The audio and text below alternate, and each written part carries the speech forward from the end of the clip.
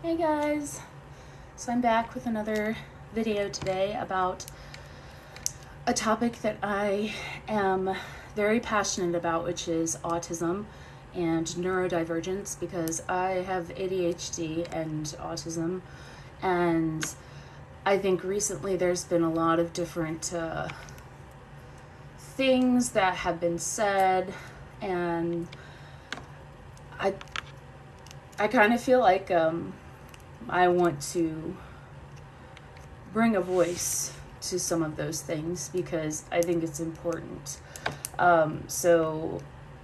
If you've seen any of my other content, I like to talk about mental health. I also talk about childhood trauma and my experiences with that. So I hope that this video helps anyone, but this is just kind of my view on things, which I've talked about before.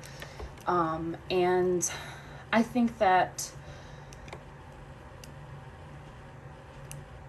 autism, calling it a problem is diminishing everything that it is.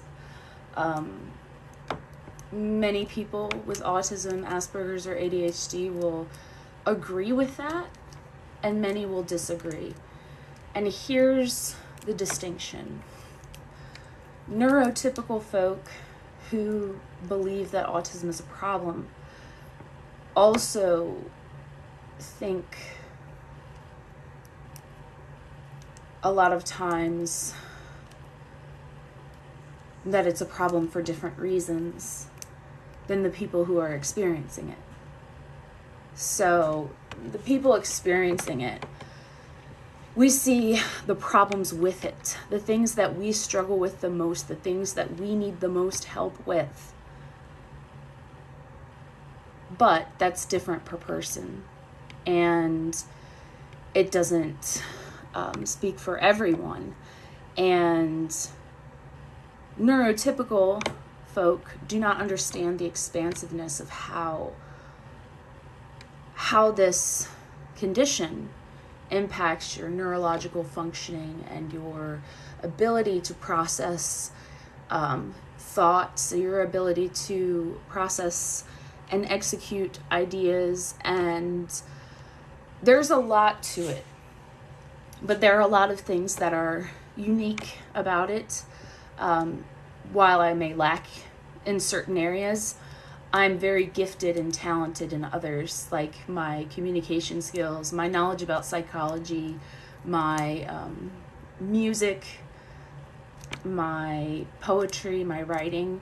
So I have so many things that I love to do and spend my time doing, and they all center on art, expression, and being an inspiration to other people. That's kind of what I feel like my purpose in life is.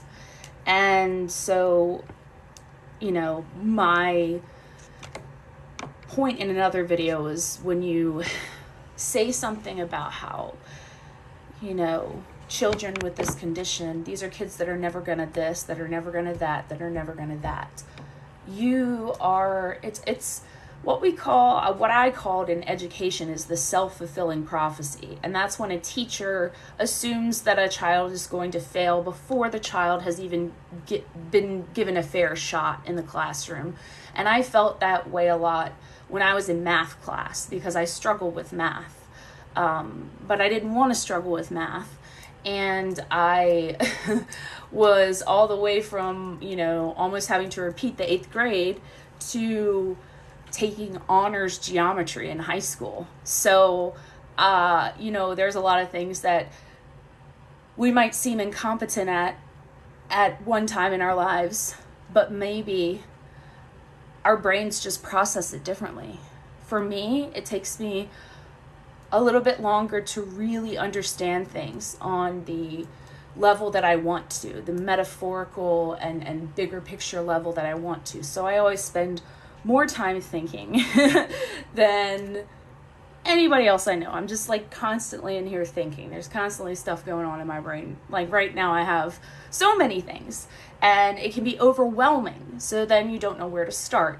And so that's a problem that I have, yes. And it is frustrating. It is frustrating to live your life this way.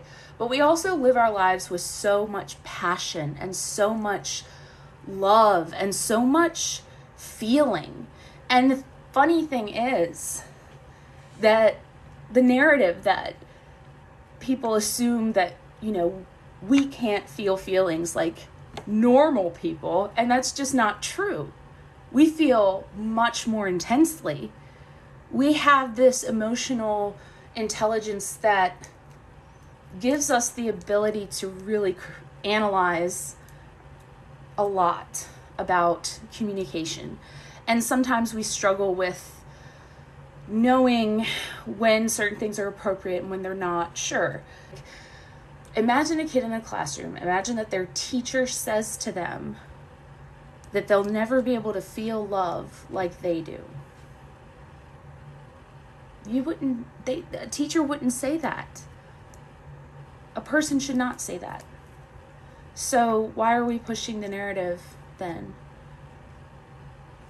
The other thing I wanted to talk about is my thoughts about psychiatry, modern psychiatry, and just what has happened. Because I have observed over the last several years the way that psychiatry has moved from being a set of conditions to this multitude of things in the Diagnostic and Statistical Manual of Mental Disorders. And I think there are things in there that are not real conditions, that have been added in or extended off of a condition that's already in there. And what's happened is we've differentiated too much. And in my opinion, personally, for instance, when we're looking at on the spectrum and neurodivergent, that area of the DSM, we have Asperger's, autism, and ADHD. And they're all on this spectrum. It's like a line. It's like a number line.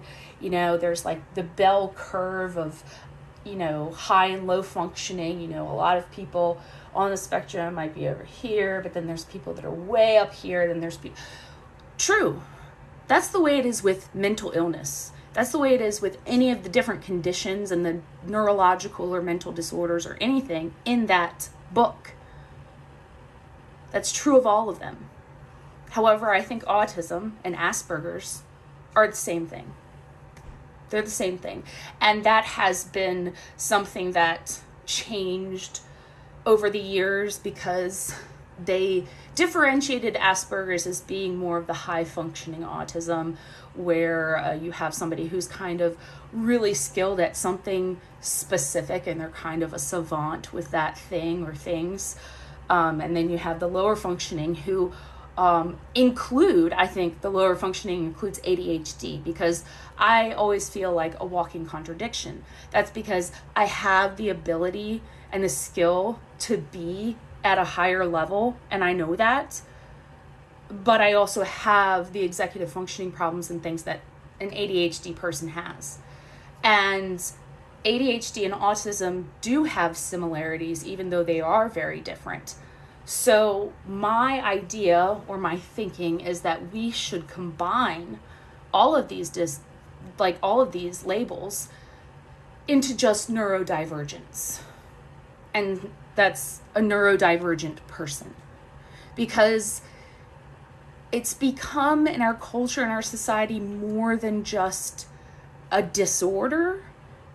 And we need to remember that.